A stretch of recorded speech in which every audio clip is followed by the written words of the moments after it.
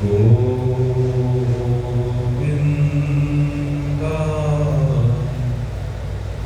नमो नमः। श्री कृष्णाय नमो नमः। नारायणाय नमोस्तुते।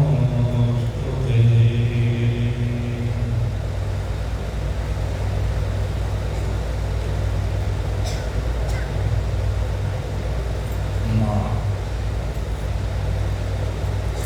भागीरथी के तट पर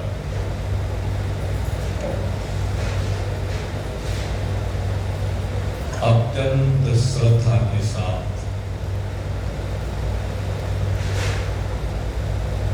अपने आप को विराजित करके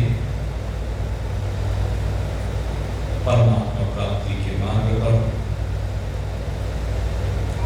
अनवरत प्रगतिरत जिज्ञासु रहे। कल इस भागवत कथा में भगवान श्री कृष्ण का प्रकटन, तदुपरांत स्वागत उत्सव हम लोगों ने बनाया।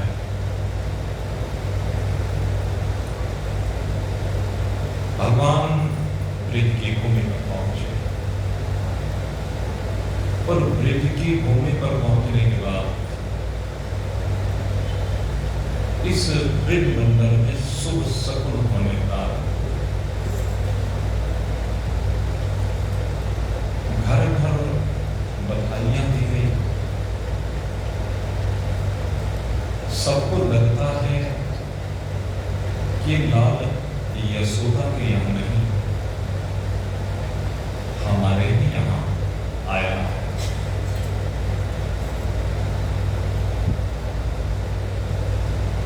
क्यों लगा? क्योंकि ब्रज भूमि पर जितने भी लोग रहते हैं वो कोई साधारण लोग नहीं। इस युग में, इस समय पर जिन्होंने जन्म जन्मांतर से अनेक तप किए हुए थे, यज्ञ किए हुए थे, व्रत उपवास किए हुए थे और वो निष्काम भाव से वो भगवान की चाहत को मन में लेगा। उनके परिणाम स्वरूप वही सब प्राणी ब्रज की भूमि पर आकर विराजमान हो गए, जिन्होंने जन्म जन्मांतर से भगवान के दर्शन के लिए, भगवान की लीलाओं में भाग लेने के लिए भगवान से संबंध जोड़ करके रखा, वही सब ब्रज की भूमि पर आए। इसमें मिथिला में जब भगवान श्री राम गए थे तो वहां मिथिला की जो स्त्रियां थी वो भगवान पर मोहित हो गई थी, उनके भाव थे। एक घटना आती है जब भगवान ने नर नारायण स्वरूप धारण करके बद्रिकाश्रम में तप किया तो इंद्र को ऐसा लगा कि मेरा पद पाने के लिए ये महात्मा ये तप कर रहे हैं। तो भगवान नारायण का तप भंग करने के लिए इंद्र ने भगवान के पास अप्सराओं को भेजा। 16,000 अप्सराएं अनेकानेक प्रकार के वाद्य यंत्रों के साथ, नृत्य गायन के साथ, अनुकूल वातावरण के साथ उन्होंने भगवान के तप को भंग करने का प्रयास किया। लेकिन भगवान के दिव्य स्वरूप को देख करके जो अप्सराएं केवल उनका तप भंग करने के लिए आई थी, वो मोहित हो गई। मोहन मूरत श्यामल स्वरूप, क्योंकि भगवान का स्वरूप मोहिनी है, अच्छे अच्छे को मोहित कर देता है। और जब देखा भगवान ने, तो भगवान ने सबको आशीर्वाद दिया और कहा कि कोई बात नहीं, तुम भी आना जब कृष्ण अवतार होगा। न जाने कितने संत ऋषि मुनि महात्मा सगुण साकार भाव में भगवान की उपासना करते थे, वो भी सब युगों युगों आकर के ब्रज की भूमि पर ही उत्पन्न हुए। तो इसलिए ब्रजवासी कोई साधारण व्यक्ति तो नहीं, भगवान के प्रति उनका आकर्षण जन्म जन्मांतर का है। इसीलिए जब यशोदा मैया के यहाँ भगवान का आगमन हुआ, तो इन सब ने यही समझा कि ये हमारे यहाँ ही आया है, ये हमारे लिए ही आया है। वो दिल में एक अनुभूति होने लगती है ना, जब कोई सुखद विषय होता है तो पहले से मंगल भाव बनने प्रारंभ हो जाते हैं। तो वही हुआ है ब्रज की भूमि। और भगवान जैसे जैसे आगे लीलाओं में पदार्पण करते जाते हैं, लीलाएं होती चली जाती हैं, तो उनके स्वरूप का प्रकटन उनके बीच में होना प्रारंभ हो जाता है। वैसे तो भगवान जैसे ही मथुरा में उस कैद खाने में प्रकट हुए, वहीं पर दिव्यता प्रकट हो गई। लेकिन उस दिव्यता को केवल देवकी और वसुदेव ने देखा, उनके अलावा और किसी ने नहीं देखा। वो अलग बात है कि जो दैविक शक्तियां हैं वो भी वहां विद्यमान थी, लेकिन वो सब तो जानती थी कि हमारे लिए भगवान अवतरित हो रहे हैं। अन्य कोई नहीं जान पाया, क्योंकि जब वसुदेव जी भगवान को छाछ में रख करके मथुरा से गोकुल छोड़ करके आए, तो वहां गोकुल में भी सब सोए हुए थे, इसलिए वहां भी किसी को पता नहीं चला। यशोदा जी की कन्या को वसुदेव जी लेकर के आए और अपने बेटे को यशोदा जी की बराबर में लिटा करके आए। यशोदा जी को तो कन्या के जन्म का भी पता नहीं चल पाया, और अन्य किसी को भी पता नहीं चला।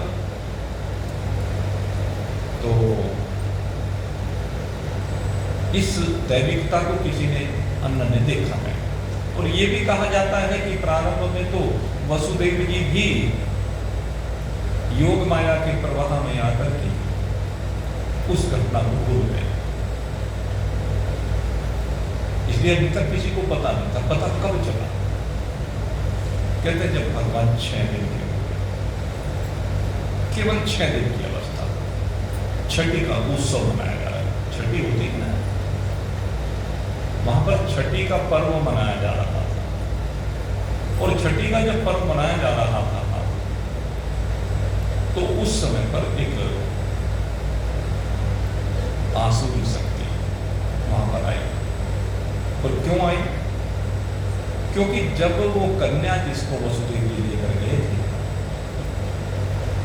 कंस को उसके बारे में पता चला, तो कंस ने उस कन्या को भी नहीं छोड़ा और उठा करके पत्थर से पटक करके मारना चाहा।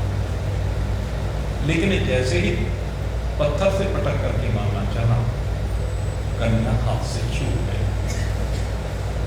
और जैसे कन्या हाथ से छूटी, उसने अष्टभुजी मां भगवती का रूप धारण किया, गगन मनक में विराजमान हुआ और कहा, अरे दुष्ट कंस, पापी कंस, तुझे मारने वाला तो ब्रज भूमि में अवतरित हो चुका। अब तू इन छोटे छोटे बच्चों को मारना बंद कर, अब तू ये अत्याचार बंद कर, अब तू ये पाप बंद कर। अब जैसे ही कंस को ये पता चला तो देखिए संग का प्रभाव होता है। मैंने पहले भी आपसे कहा, एक और कुसंग की बात होती है, एक और सत्संग की बात होती है, दोनों का प्रभाव होता है। सत्संग का प्रभाव ये हुआ कि मां भगवती का जैसे ही उसने दर्शन किया, मां भगवती का दर्शन करते ही उसकी आंखें खुल गई। उन्होंने कहा ना कि तुझे मारने वाला तो अन्यत्र अवतरित हो चुका है मेरी भूमि पर, और तू अब ये पाप कर्म बंद कर दे। अब वो विचार करने लगा कि आकाशवाणी ने तो कहा था कि 8वां बेटा, ये बेटी हो गई और वो अन्यत्र कैसे अवतरित हो सकता? कहते भगवान की माया कुछ पता नहीं। इसलिए मां भगवती का संग मिलने के कारण से, उनका चरण स्पर्श होने के कारण से, यद्यपि चरणों का स्पर्श कैसे हुआ? चरणों का स्पर्श दुर्भावना से हुआ, मारने के लिए हुआ, लेकिन एक सत्व्रती का प्रभाव कंस के हृदय और तुरंत उसकी व्रति बदल गई। भागवत में पढ़ो, कंस की व्रति बदल गई, और जब कंस की वृत्ति बदली तो उसके मन में ये भाव आया कि अब देवकी और वसुदेव को मुझे छोड़ देना चाहिए, मैंने इनको गलत कैद करके रखा है। तो उनको छोड़ने का आदेश दे देता है कंस कि छोड़ दो, और अब मैं सन्मार्ग पर चलूंगा, मैं गलत राह पर नहीं चलूंगा। कंस के मन में भी ये भाव आ गया। कितने पहले बैठाने के बाद वो दूसरी जगह आ गया, और खैर वो थोड़ी देर के लिए प्रभाव रहा, और उसके बाद वहां से लौटा, और लौट करके राजमहल में गया। राजमहल में जाने के बाद अपनी सभा में बैठा, जो राजसभा होती है, और राजसभा में उसने अपना विचार रखा। और जब ये विचार रखा, अब उसके जितने भी मंत्रीगण थे, सारी मंत्री परिषद किसकी थी? असुरों की थी। उस मंत्री परिषद में असुर ही असुर बने गए।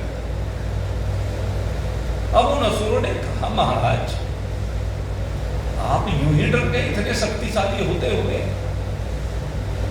आप भला ऐसा कैसे सोच सकते हैं? अरे उसने ये कहा है कि ब्रज भूमि में अवतरित हो चुका है, तो आप चिंता क्यों करते हैं? ब्रज भूमि में जितने भी छोटे छोटे बालक हैं सबको मार देगा, घबराते क्यों? अरे छोटी छोटी दैविक शक्तियां तो आती रहती हैं, देवता तो हमारे गुलाम हैं, देवताओं को हम यूं ही परास्त कर देते हैं। एक देवी ने आगे कह दिया और आप घबरा गए। ये है दुष्ट संग। इसलिए कहा, बताया मैंने आपको, पर भल कर वास नरक कर दाता, पर दुष्ट संजन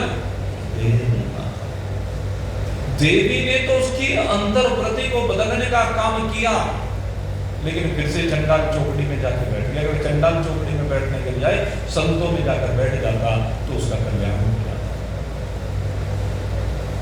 लेकिन नहीं, बैठा उसी चंडाल चौकड़ी में। आप लोग यहाँ पर आए, 7 दिन तक आप कथा श्रवण करेंगे। इस समय आपके चित्त की वृद्धि कैसी चल रही है, कैसा आनंद आ रहा है? घर बार को भूलकर, व्यापार को भूलकर, नौकरियों को भूलकर, सबका चित्त कैसा होता जा रहा है?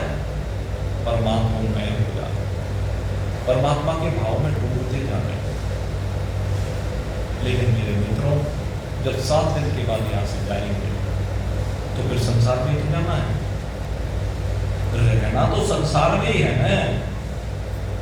अब जब रोज संसार में आगे रहना है, अब यहां का जो प्रभाव है वहां जाने के बाद कितने दिन तक टिकता, देखने की बात यह है।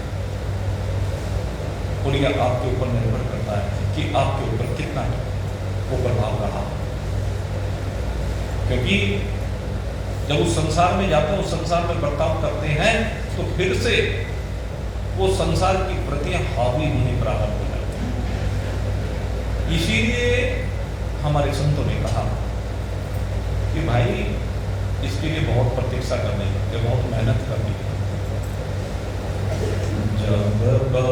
काल करहि सतसंग, जब बहुकाल करहि सतसंग, तबहि होहि सब संशय भंग। जब बहुत काल तक निरंतर सत्संग किया जाए तब जाकर के भाई संशय भंग होते हैं, तब जाकर के फिर संसार चिपकता नहीं, अन्यथा फिर से संसार चिपक जाता है, फिर से माया चिपक जाती है। इसीलिए महापुरुष कहते हैं कि सत्संग रोज होना चाहिए। जैसे हमारे कई साथी हैं, प्रतिदिन हम सत्संग करते ही हैं, नित्य सत्संग होता है, अमा नित्य जिनकी जिज्ञासा आते हैं तो उनके चरित्रों को देखिए। हो सकता है पूर्व में उनके चरित्र बढ़िया ना रहे हों, लेकिन वर्तमान में बेहद परिवर्तन हो गया है, क्योंकि नित्य सत्संग श्रवण कर रहे हैं।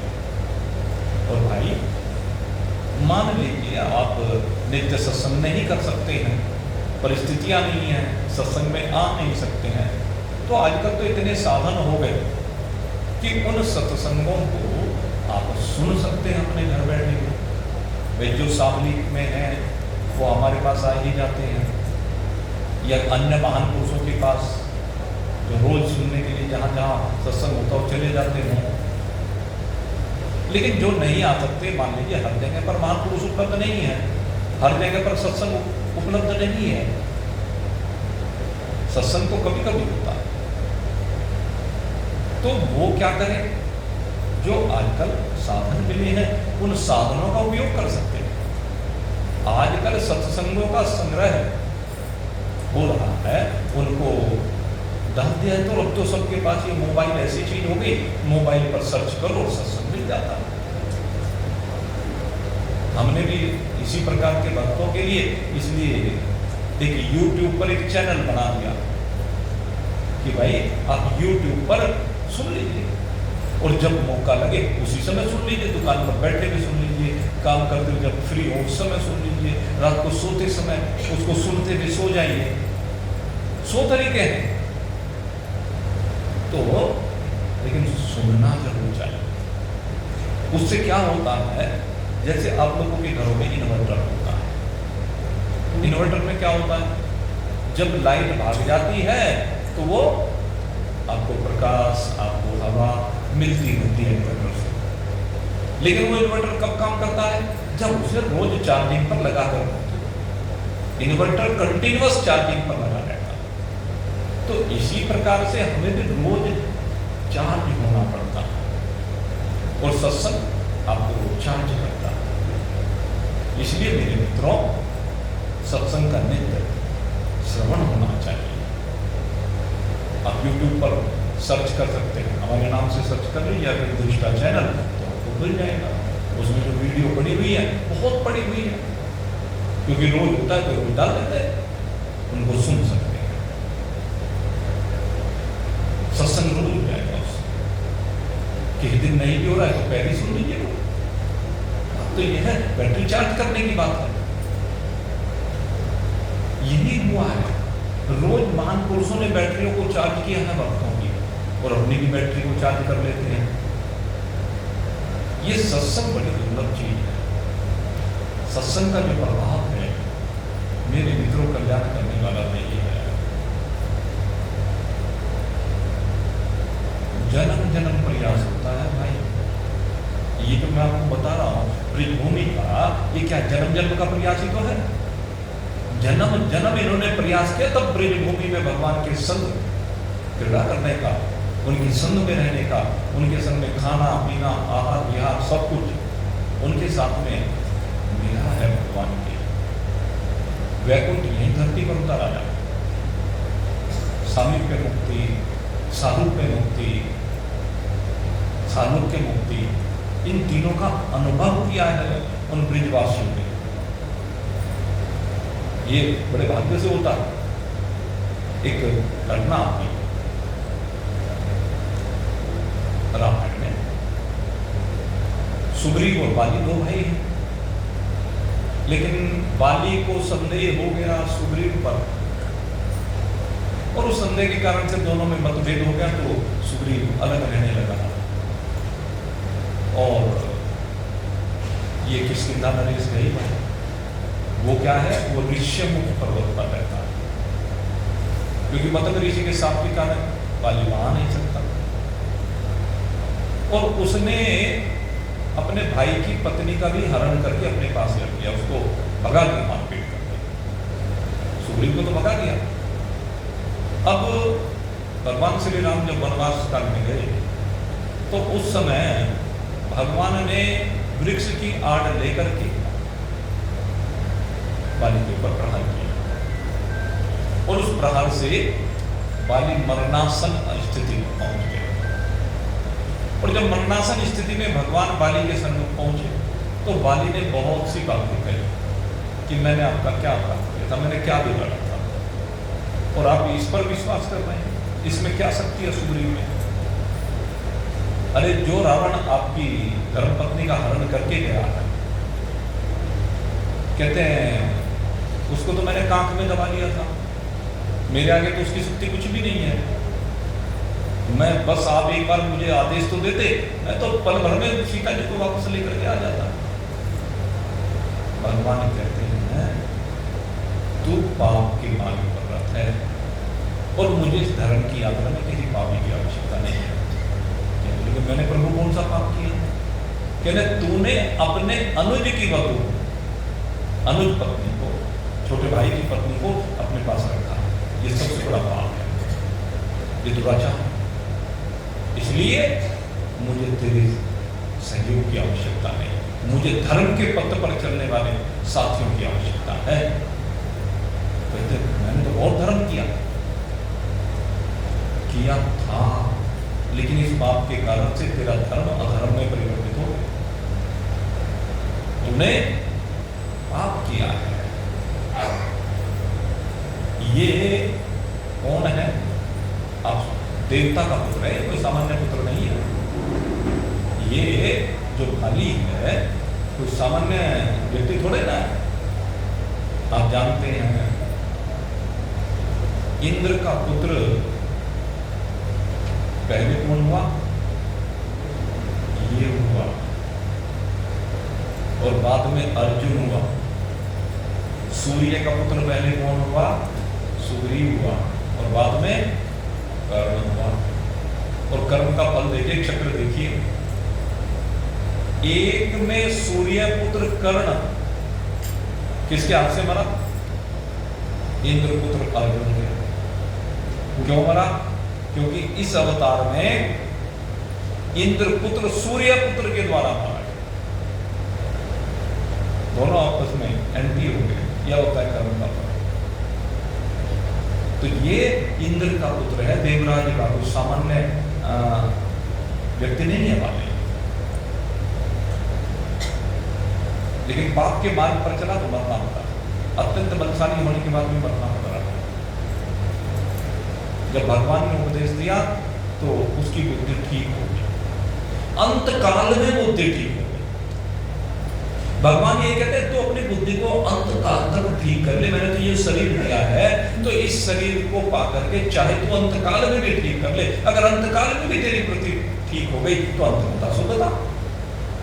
अंत काल में अगर तूने मेरा स्मरण कर लिया तो मुझे प्राप्त हो जाएगा, क्योंकि शास्त्र का सिद्धांत है कि अंत काल में जैसी मति होती है उसी के अनुसार आगे की गति होती है। क्योंकि हमारे जो संचित कर्म हैं उनका मंथन होता है, और मंथन होकर के अंतकाल की वासना से संबंधित कर्म ऊपर निकल करके आते हैं, और उन कर्मों के द्वारा ये निर्धारण होता है कि आगे उसका जन्म कब होना है, कहाँ होना है, कौन सा शरीर मिलना है, कौन माता पिता मिलने हैं, कौन से देश में, कौन से काल में, किन परिस्थिति में।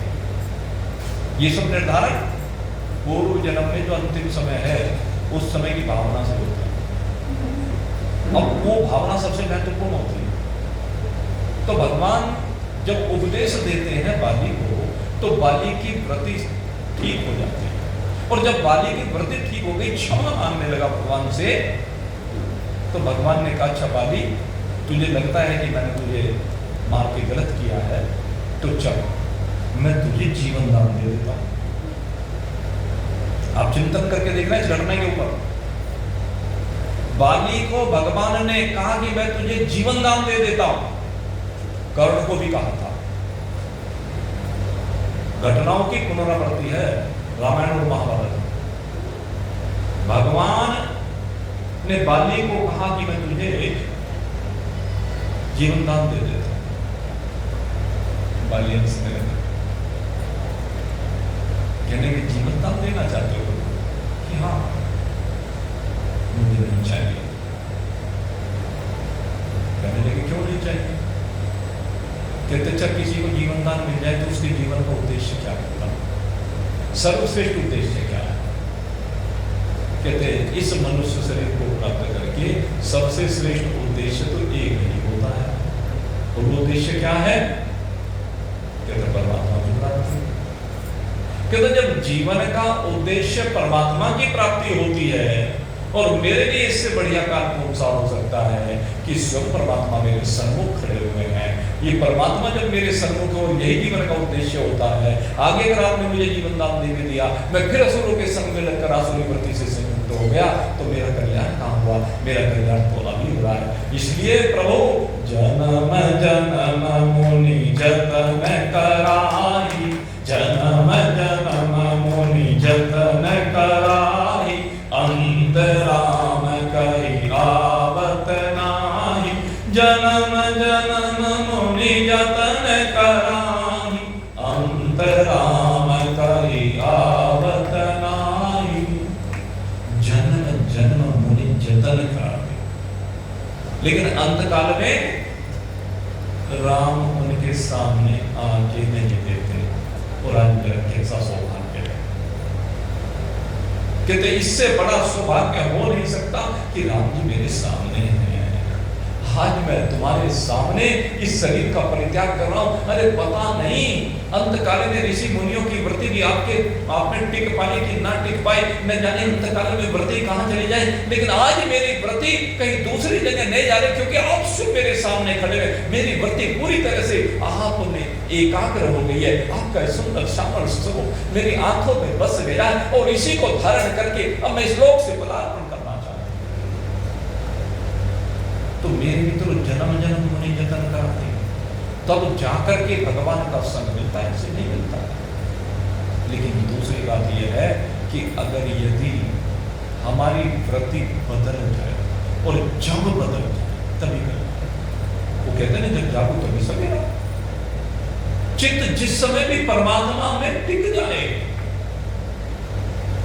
उसी समय सवेरा हो जाता है। मेरे मित्रों, सवेरा आपके हाथ में है। यहां से जाने के बाद आपको चिंतन करना है। यहां से जाने के बाद भी आपको स्थिरता बनाकर रखनी है। यहां से जाने के बाद भी आपको साधनाओं को छोड़ना नहीं है। यहां से जो माल आपको मिल रहा है, इस माल को, इस भगवान के प्रेम को अपने दिल में बसा करके रखना है, और अपने व्यवहार को बदलना है। अगर यदि घर में जाकर अब भी व्यवहार यही रहा, तो फिर क्या फायदा? यहां से जाने के बाद आपके व्यवहार में हर जगह पर परिवर्तन दिखाई देना चाहिए, जिससे लोगों को भी प्रेरणा मिल सके कि देखो भागवत कथा में गए थे, और भागवत कथा में ऐसे चार्ज होकर के आए हैं, ऐसे सद्गुण लेकर के आए हैं, इन्होंने अपने आप को बिल्कुल ही बदल दिया। घर में रहिए, लेकिन गूंगे बनकर के रहिए। घर में गूंगे बनकर के रहना सीखिए। किसी भी कर्म के ऊपर कोई प्रतिक्रिया व्यक्त ना करें। संसार ऐसे चलता रहा, उनके कर्म उनके साथ है, आपके कर्म आपके साथ है। उनके कर्मों के साथ अपने कर्मों को जोड़ करके क्यों अपना जीवन खराब कर रहे हो? क्यों अपने अंतःकरण को खराब कर रहे हो? दूसरे के कारण से क्यों अपने मन को टेंशन में लाते हो? इसलिए गूंगे बन जाए। और गूंगे कब बन सकते हो? जब अंधे बन जाओ। अंधे बनिए। परिवार के सदस्यों की गतिविधियों को ज्यादा मत देखिए। जितनी ज्यादा गतिविधियों को उनकी देखोगे, उतना दुख होगा, क्योंकि आपके मन के अनुकूल तो कोई हो नहीं सकता। क्यों नहीं हो सकता? क्योंकि सबकी प्रकृति भिन्न प्रकार की होती है। संसार में जितने भी प्राणी हैं उनकी सबकी प्रकृति भिन्न प्रकार की है, क्योंकि सबके अंतःकरण भिन्न प्रकार के। और जब अंतःकरण भिन्न प्रकार के तो सब अपने मन से काम करते हैं। ये तो सुनता ही नहीं, इसको पाल पोस करके इतना बड़ा कर दिया, अपने आप मन के अनुसार चलता है।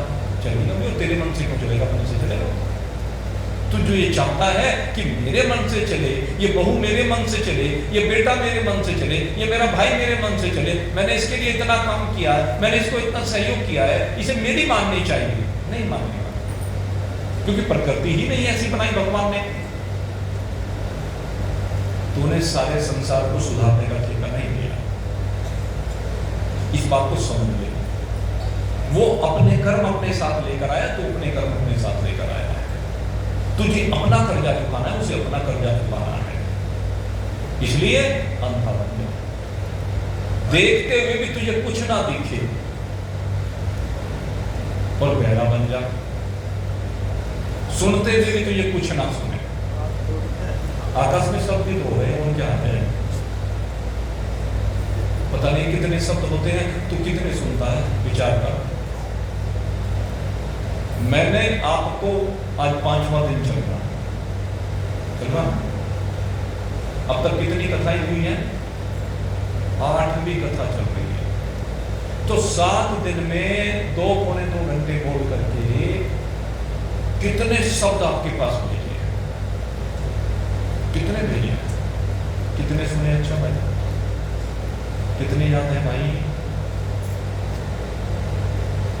मैं किसी से कहने लगूं, बताओ क्या क्या मैंने बताया, 1 घंटा कोई सा बोल नहीं सकता, 1 घंटे भी। और अब से अगर मैं 15 दिन बाद पूछूंगा तो 10 मिनट नहीं बोल पाऊंगा। तो इसका मतलब इधर से सुने गए और इधर से निकल गए, इसको कहते हैं सोता। क्या कहते हैं इसको, सोता। और किसी ने इधर से सुने और इधर से निकाल दिए, इसको कहते हैं सरोता। सरोता, पता है सरोता क्या होता है, काटने वाला।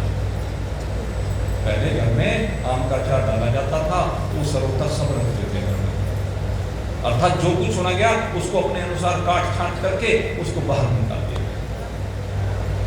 और एक होते हैं श्रोता, जो श्रवण करते हैं, और वो जो श्रवण करते हैं वो इस कर्णपुटों के माध्यम से इस ज्ञान को हृदय में ले जाते हैं, और जिनके हृदय में ज्ञान पहुंच जाता है उनके हृदय में परमात्मा का प्रकट हो जाता है।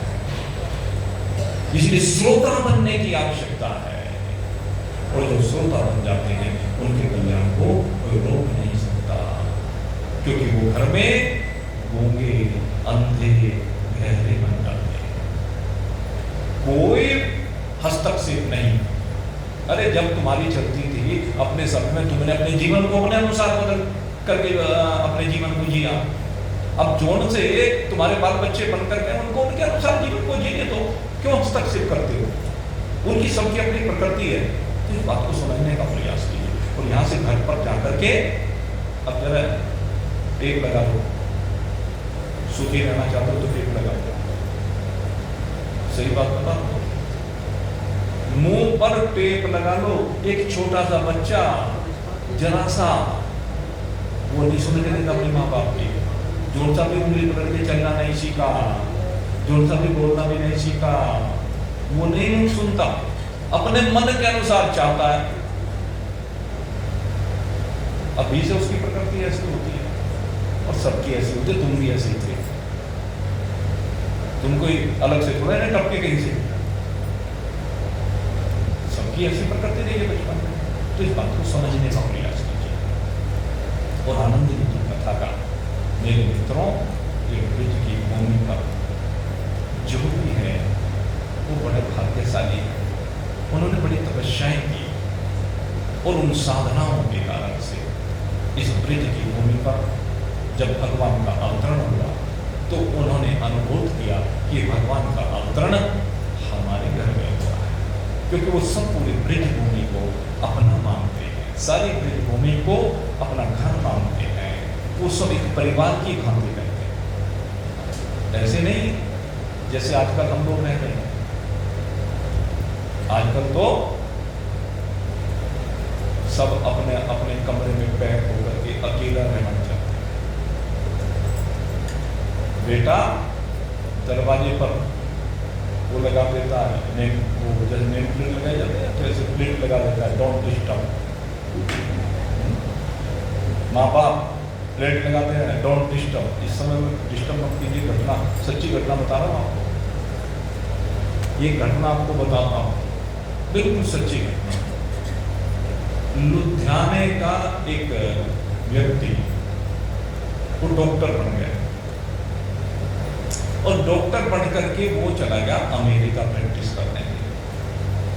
वो वहां एक हॉस्पिटल में सर्विस करता था और क्या हुआ एक बार कि अमेरिका में कोई एक एक्सीडेंट हुआ और उस एक्सीडेंट में एक लड़का पूरी तरह से घायल हुआ, बहुत बुरा हाल उसका, और उसको हॉस्पिटल में लाया गया।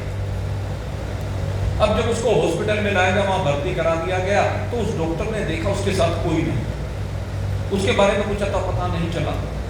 खैर उसने बहुत मुश्किल से किसी तरह से पता किया, क्योंकि इंडियन था, ये हम भारतीयों में हो सकता और कहीं नहीं होता, क्योंकि हमारी संस्कृति ऐसी है।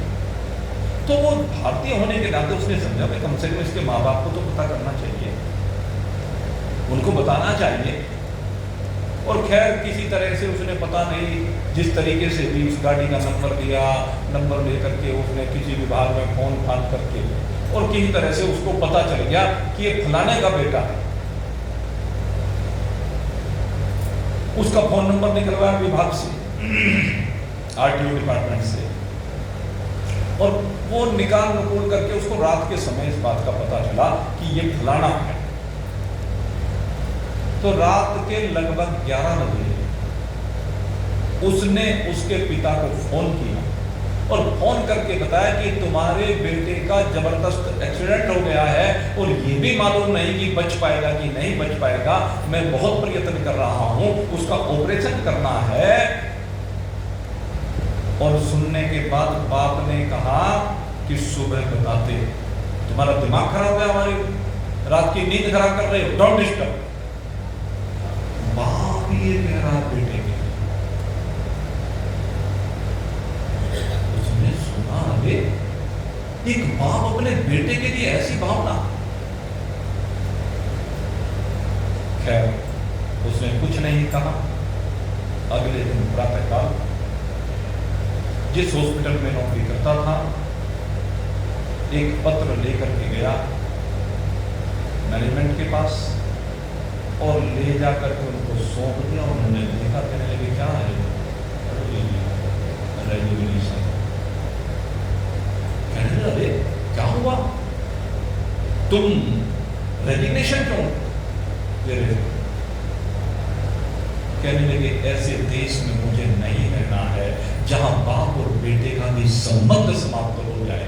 अरे एक बाप अपने बेटे के लिए, मरणासन बेटे के लिए नहीं आ सकता, तो अगर कल मुझे कहीं कुछ बात हो गई तो मेरे लिए कौन आएगा? इसलिए ऐसे देश में मुझे नहीं रहना है।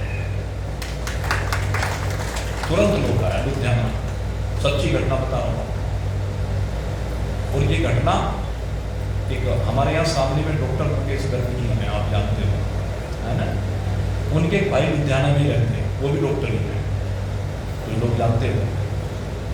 तो उनके माध्यम से पता नहीं किस तरह से बात आई थी, मुझे सही मेरे भी ध्यान की, बहुत पुरानी बात हुई, वहां से बात निकल जाती है, क्योंकि वो लुधियाना काम करते थे, तो वहीं से उस तरह की बात निकल गई। ऐसा है वहां का प्रकृति, ऐसी है वहां की संस्कृति।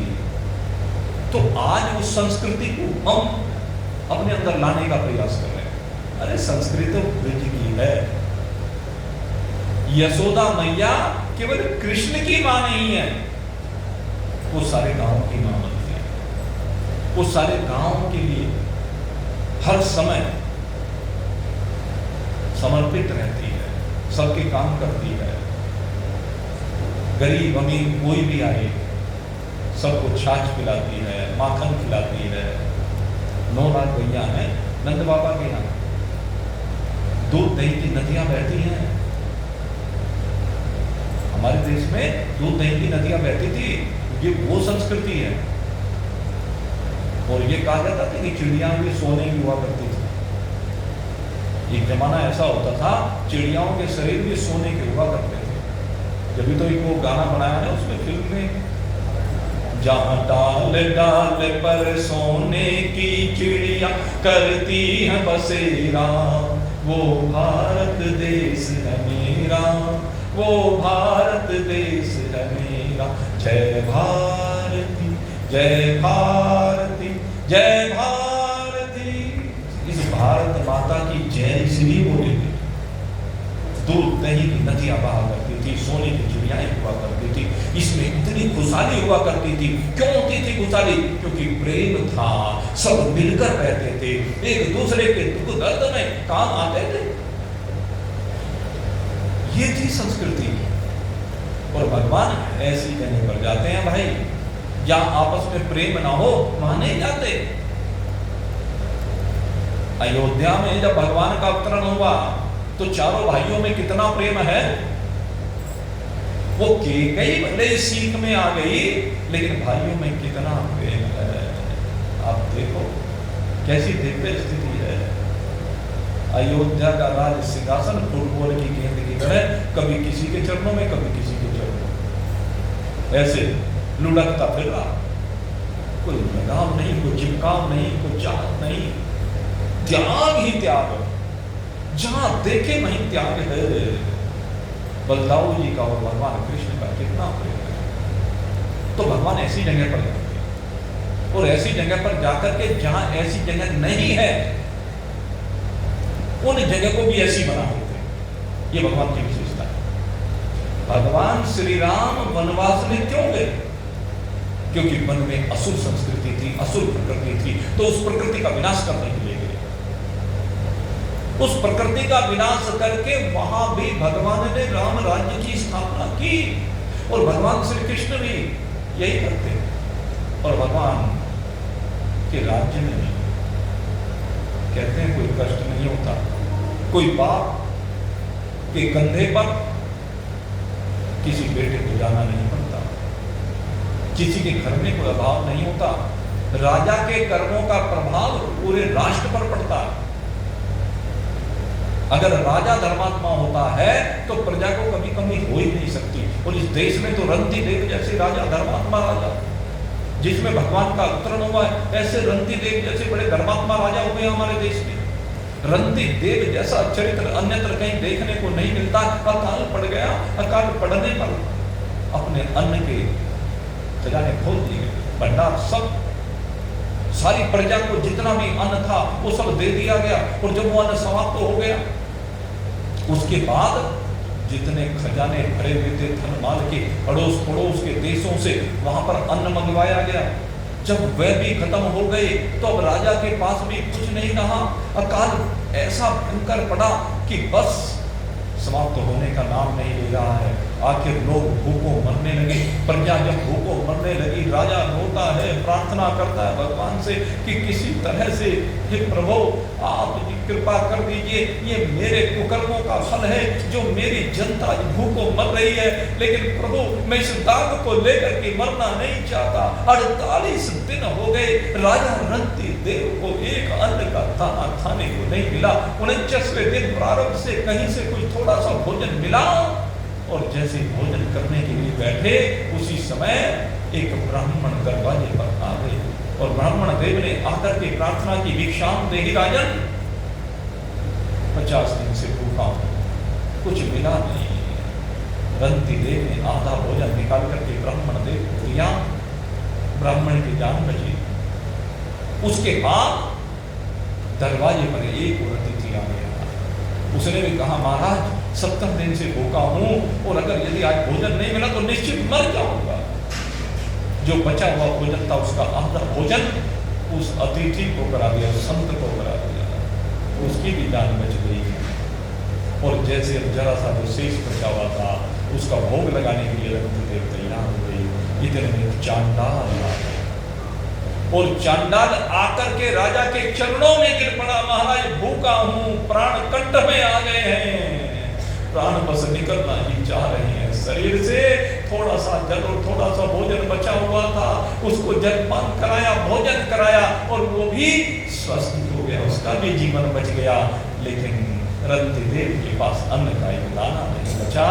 हाथ जोड़ करके भगवान का धन्यवाद करता है, प्रभु आज तूने मेरे ऊपर कितनी कृपा की है। अब तो अतिथि भी दरवाजे पर आने बंद हो गए, याचक दरवाजे पर आने बंद हो गए थे, लेकिन आज तुझे इन अतिथियों को भेजना था, इन याचकों को भेजना था, उन ब्राह्मण देवता को भेजना था, इसलिए तूने उनके लिए भोजन का पहले प्रबंध कर दिया। प्रभु आपका कोटि कोटि धन्यवाद है। कैसा चरित्र है रंती देव का कि दूसरा भूखा नहीं रहना चाहिए, अपने आप चाहे मरना भी क्यों ना पड़ जाए। और जैसे ही भगवान ने ये पुकार सुनी, तुरंत तीनों देव प्रकट हो गए। ब्रह्मा विष्णु महेश तीनों रंती देव के सामने प्रकट हो गए। कहने के राजन, ये हम तेरी परीक्षा लेने के लिए आए थे। वो तीनों कोई और नहीं थे, हम ही थे। हम तेरे तप से बड़े प्रसन्न हैं, तेरे त्याग से बड़े प्रसन्न हैं। बोलो क्या चाहते हो? कहते प्रभु मुझे अपने लिए कुछ नहीं चाहिए, मैं अपने लिए कुछ नहीं चाहता हूँ। फिर कहते मैं चाहता हूँ मेरी प्रजा भूखों मर रही है, मेरे किसी पाप का फल मेरी प्रजा भुगत रही है, इसलिए प्रभु बस मेरे ऊपर कृपा कर दीजिए, इस अकाल को दूर कर दीजिए, मेरी प्रजा ये भूखों ना मरे। वृष्टि हुई, अन्न का भंडार फिर से भर गए। जय जयकार हुई महाराज रंती देव। तो हमारे यहाँ तो ऐसे ऐसे धर्मात्मा राजा हुए हैं भाई, जिसने अपने प्राणों की कभी परवाह नहीं की। वो कथा आती है ना महाराज शिवी की, एक कबूतर के लिए अपने शरीर का मांस काट काट करके तराजू में चढ़ा था। ऐसे ऐसे राजा धर्मात्मा, ये संस्कृति है हमारे देश की। तो ये वेद की संस्कृति ऐसी ही है। माता यशोदा और नंद बाबा ऐसे ही हैं। नंद बाबा वो हैं जो सबको आनंद प्रदान करते हैं, यशोदा ऐसी है जो सबको यश प्रदान करती है। आनंदम ददाति इति नंदः, वो ऐसे काम करते हैं जिससे सबको सुख मिले। यशोदा ऐसा काम करती है जिससे सबको यश मिले। वो अपनी कथनी को नहीं कहती, लेकिन दूसरे के थोड़े से किए हुए को भी बहुत महत्व देती है। ऐसी यशोदा मैया है, और उसी का परिणाम है कि नंद और यशोदा के यहाँ भगवान स्वयं आकर के अवतरित हुए हैं। भगवान का अवतरण इनके यहाँ हुआ है। और अब मैं बात बता रहा था तो कंस की उन पापियों का संग किया। पापियों ने कहा कि जितने भी बच्चे पैदा हुए हैं हम सबको मार डालेंगे, आप चिंता मत कीजिए, घबराइए मत। अरे देवी देवताओं से घबराने की आपसे कहते हैं कि माया है, आपको दिखा दो, अब चिंता ना करो। अब फिर से प्रति बदल गई। जो देवी का प्रभाव हुआ था, दैविक शक्ति का प्रभाव, वो फिर से परिवर्तित हो गया। और क्या हुआ, एक इसकी बहन है, कैसी मुंह बोली, और मुंह बोली बहन भी कैसी, उसके दो भाई अघासुर बकासुर, उन दोनों को कंस ने परास्त कर दिया। जब कंस ने युद्ध में उनको परास्त कर दिया तो ये उनकी जो बहन है ये लड़ने के लिए आ गई। अब स्त्री जाति की होने के कारण से कंस ने कह दिया बहन मैं तेरे साथ युद्ध नहीं कर सकता। भाई कोई पुरुष होता तो मैं युद्ध करता, स्त्री के साथ मैं युद्ध नहीं कर सकता। कि नहीं तो ये युद्ध करना पड़ेगा, तूने मेरे भाइयों को परास्त किया, मैं देखती हूँ तू मुझे कैसे परास्त करता है। क्या नहीं, मैं तुम्हारे साथ युद्ध नहीं कर सकता, मैं मित्रता कर सकता। क्या नहीं, ठीक है, बोल क्या मित्रता करनी है? कहने आज से तू मेरी बहन। तो पूतना को इसने बहन बना लिया, आज बहन आ गई। और बहन ने आकर कहा भैया तुम्हें चिंता करने की आवश्यकता नहीं है, अब तुम चिंता करनी छोड़ दो, ब्रिज में जितने भी बच्चे पैदा हो सबको ठिकाने लगा दो। अब चल दी पूतना, और पूतना चली क्या, वो रूप बदलने में माहिर थी, बहरूपिया थी, क्योंकि असुरों के पास शक्ति बहुत होती थी, तो अपना कुछ भी रूप बना सकते थे। जैसे सूर्यपण का रूप बदल करके गई थी ना भगवान के पास, थी तो राक्षसी लेकिन सुंदरी बन करके गई। ऐसे ये पूतना था तो इसका शरीर बड़ा भयंकर नहीं, लेकिन ये एक देवी बन करके, बिल्कुल ऐसी सुंदर देवी। अब जो भी वहाँ ब्रिज में पहुँच गई कि एक एक बच्चे को देखो, पता करो। अब औरतों से पता चल सकता है कहाँ पर कौन छोटा बच्चा है, एक के पास बैठी, दूसरे के पास बैठी, तीसरे के पास बैठी, कहाँ कहाँ किस किस के यहाँ कितने बड़े बच्चे हैं, तो सारी खबर मोहल्ले में मिल जाती है। अब देवी को देख करके सब वैसे आकर्षित हो जाते हैं। तो आपस में ऐसी बात करते करते भगवान की करनी ऐसी हुई कि बस बिल्कुल पड़ोस में ले जाके सबसे पहले उसको वहाँ उस घर में जो पड़ोसन थी उसके यहाँ भेज दिया। क्यों भेजा? कहने लगे अब मैं आ गया हूँ, मेरे आने के बाद अब मैं इन निरीह बालकों की हत्या नहीं करने दूंगा इसको। इसलिए पड़ोस में गई, पड़ोसन ने बता दिया कि अभी यशोदा मैया के यहाँ बेटा पैदा हो। कहने लगे फिर तो उसको बधाई देने के लिए चलना चाहिए। अब बधाई देने के लिए पूतना चल रही और पूतना को देख करके वहाँ भी सब स्त्रियाँ बड़े अचंभे के साथ देखते हैं, देवी कौन है, कहाँ से आई है, हम ये तो नई सी लग रही है, हमारे मोहल्ले की तो नहीं, अरे मोहल्ले का है तो ब्रिज की भी नहीं है, ये तो पता नहीं कहाँ से आई है। चलो खैर जो भी हो, अरे तो देवी है, स्वागत किया। ये यशोदा मैया के पास देवी, ये तुम्हारे लल्ला को देखने के लिए। अच्छा कोई बात नहीं, देख लो। और यशोदा मैया ने स्वयं अपने हाथ से, अपनी गोद से अपने लल्ला को पूतना की गोद में दे दिया। अपने आप उसका काम तो फिर ही नहीं हो गया।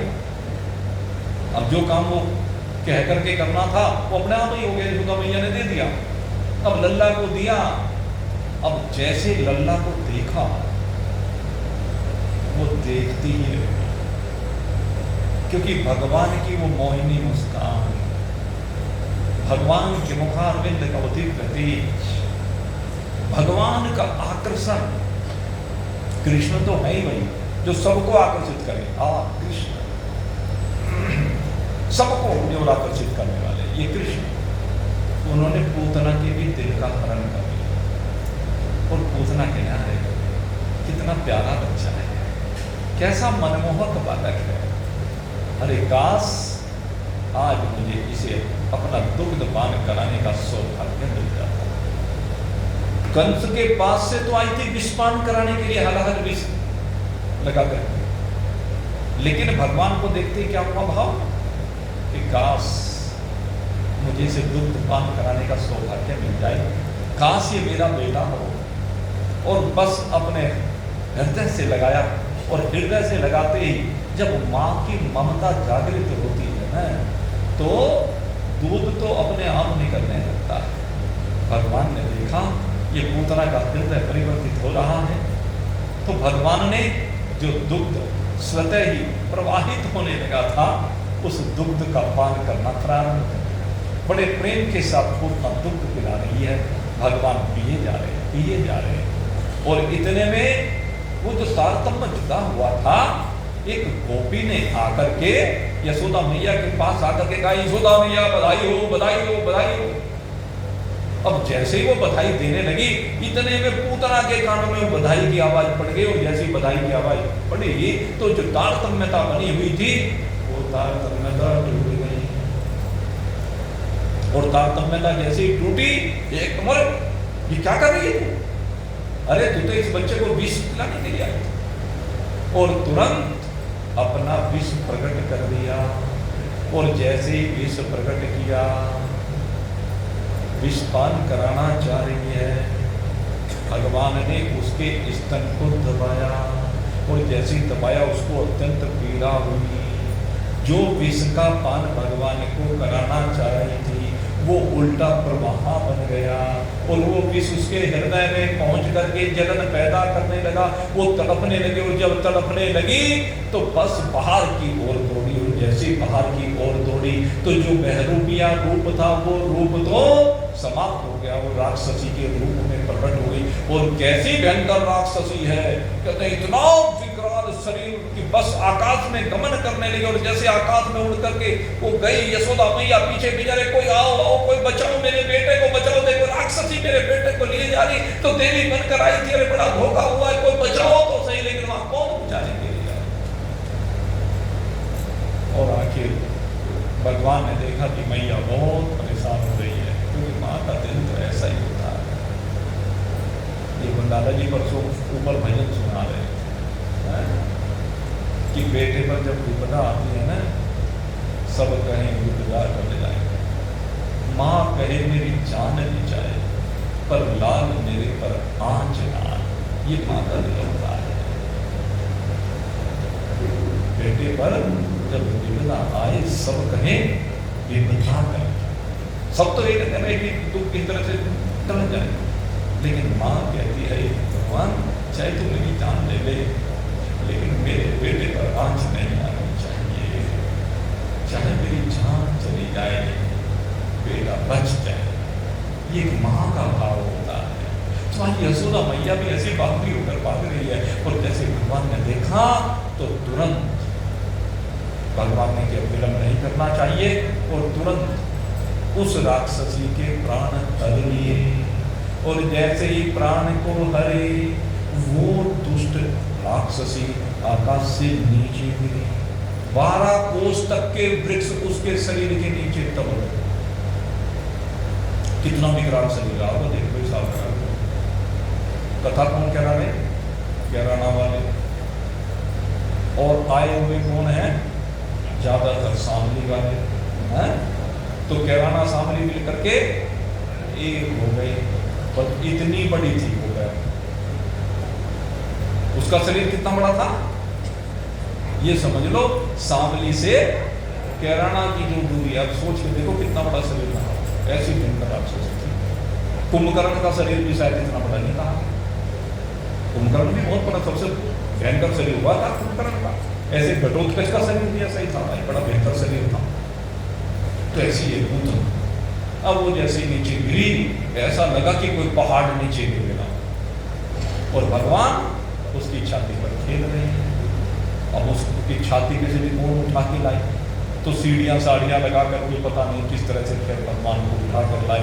यशोदा मैया ने गौमूत्र वगैरह से स्नान करा करके पवित्र किया, झाड़ फूंक कराए महात्माओं से कि नजर ना लग जाए। तो पहला प्रभाव भगवान ने ये दिखाया। अच्छा, एक विषय और आया, कहने लगे भाई वो इतना नुकसान करके गई, इन्हें नुकसान नहीं करके गई। अगर वृक्ष सोचो, अगर इतने बड़ों कि जो वृक्ष है वो उसके नीचे ना दबते, अब उसका अंतिम संस्कार तो करना था ना, कैसे होता, कौन लाता इतने लकड़, कहां से लाता इतने लकड़, और चलो लकड़ ले लिया तो लकड़ तो नहीं जाते, उसे उठाता कौन है, विचार करके देखो, उसको कौन उठा सकता था जिसका 12 कोस का शरीर हो, किसी को उठाने की संभव तो थी नहीं। तो इसलिए जो है वो लकड़ उसके नीचे दबे, उसके ऊपर फिर घी घा डाल करके उसका राम नाम शब्द कर दिया, और उसमें से एक ज्योति निकली।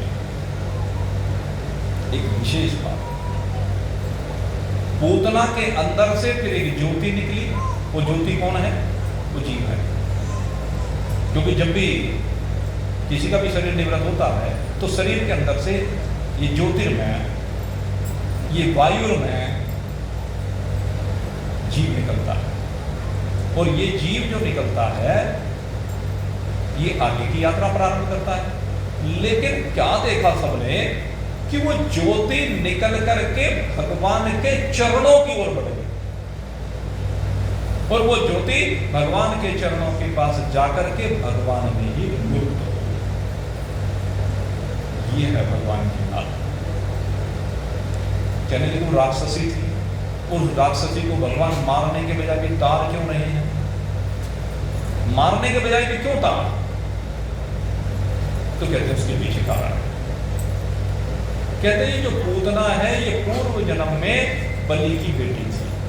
राजा बलि का प्रसंग आपने सुनाया था, जिसके यहाँ भगवान सीन पर भोगी मांगने के लिए गए थे।